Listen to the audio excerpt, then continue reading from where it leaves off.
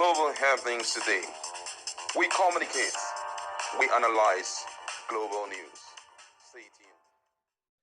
The prolonged crisis in Rivers State politics has been a source of concern to most stakeholders, both those in politics, in business, and also legal luminaries. And this has triggered a response from one of the former president of National uh, Bar Association, or Nigerian Bar Association, where he took our time to talk about this issue of 27 lawmakers cross-carpeting to APC, the standpoint of the law in respect to this. Don't forget that fairly recently, precisely yesterday, there had been a kind of revisitation on that issue, and it has it that Martin is trying to paint a picture of the fact that they had not actually defected from PDP. That what we saw there was just social media being agog, despite the fact that we have seen them in different videos saying that they are no more part of PDP. They have cross-carpeted to APC. But then let's look at what Agbakoba, who is a former national chairman of the NBA, has to say about the real estate embroilers that we are currently seeing right now, especially as it has to do with the constitutional restriction on cross carpeting. And according to the senior advocate of Nigeria, Mr. Olisa, Agbakoba had restated that only factionalization of a political party can justify the defection of its elected members to another platform. He said this while reacting to the political tension in Rivers State over the plot by the 27 defected lawmakers to impeach Governor Siminalari Fubara. Can be recalled that in the peak of the crisis in the state, 27 lawmakers loyal to the FCT minister Wike defected from the People Democratic Party, PDP, a platform under which they were elected to the All Progressive Congress, APC, the ruling party. Speaking to us, Agbakoba said the only people constitutionally saddled with the responsibility of impeaching a sitting governor are validly elected members of the state assembly. According to his word, and I quote, he says, "So what I'm trying to point out is that these 27 members who have crossed from PDP to APC are actually validly members of the Real State House of Assembly. There is a constitutional restriction on cross-carpeting." The senior lawyer added that the grounds to impeach a governor is enshrined in the impeachment rules in the Constitution, stressing that a governor can only be impeached for gross misconduct. According to him, whether the governor is impeachable for gross misconduct or not is a matter that has process. The whole thing is whether the 27 men have the impeachable grounds. You cannot impeach a governor for misbehaving in his house, but in the context of his activity as a governor. Now, my colleague is in the house, and we just want to dabble into this issue because, for me, it's a vendetta that is so lengthy, and from all indication, the parties involved seems not to align with any form of political resolution. They want to go either legal way. That's why most legal luminaries are talking about this issue. On this issue of factionalization of the party, do you think that PDP, as at the time of their departure from PDP to APC, it was actually factionalized? Of course, there's no such thing like that. And the only thing right now is the fact that President of Wike would like to see how he can draw a lot of attention on it. But unfortunately, I perceive, this is just personal, I perceive that the lawmakers defecting when they defected probably did not carry Wike along.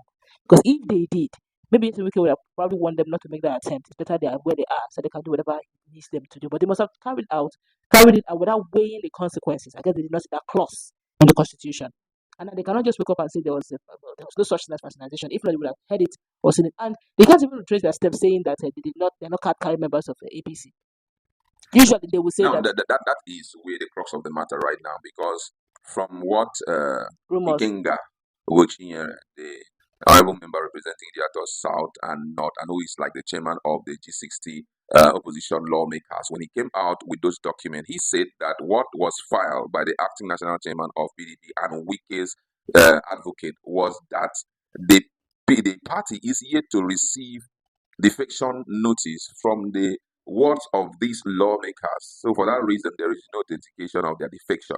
They've not gotten documents pointing to that fact, that they have defected. So that seems to be the crux of the issue. But then I think that that was done because I feel that Martin, that's the speaker, the factional speaker of the House of Assembly, the Western House of Assembly, has spoken up concerning that they have done all what they're supposed to do. And just fairly recently, we saw the fact that they actually attended one of the meetings and the rallies of APC, stressing that they are now part of the party, and they talked about the issue of the assembly. Let's start with what Magnus Abi said during his press release, was talking to his people in Rivers State. He said he cannot forget when he defected, that it was on a national television. He just went there and he defected and was accepted. And when he finished doing that, he did the necessary things. It was not even a question. It was not something that he had to go special, but he just made up his mind. And also, which means that issue of them saying they did not defect that they're not carry member should not hold water. Because they agreed themselves that in fact, they made a press release. They were happy. And even the presidency accepted them. So that issue of saying that they're not carry member, honestly, they are called honorable member for a reason. They should be honorable in their words. Okay, but that issue of saying they did not defect, it shouldn't even come, shouldn't even be something. But then this is Nigeria, anything and everything is possible. But I personally believe, from my point of view, I personally believe that the battle is half won, in the sense that Fubara should just sit on that part that they have defected. Yeah, because right now the case is in court, and whenever we're talking about court, evidences are very important. They need to be a proof, a letter written to the word chairman of their different words that they have actually seceded, they have actually defected to Of which you APC, may likely not see. which we may likely not see. And I'm just praying, if they had dropped such a document, I pray that Wike was not smart enough to extract it from them, because what you go out there to say may not really hold water. You can just say, well, they are just trying to be familiar with the terrain, but actually they have not officially defected and they have changed their mind. So, which means, except for the national chairman to come in, the national working committee also to come in, because where the national working committee's work is very important is for them to charge them with the crime of extra Party activity. activity that they have put themselves up for grabs for by the other parties by involving in their campaign and in their parade, that alone. But unfortunately, this so-called national working committee and the national chairman, they are working with Wike. So it's becoming very cumbersome and difficult to handle right now. I truly agree with you on one ground, very strong ground, I must say. I could still remember when Shetima picked up a form for senatorial form, and he also picked up the form for vice presidential form.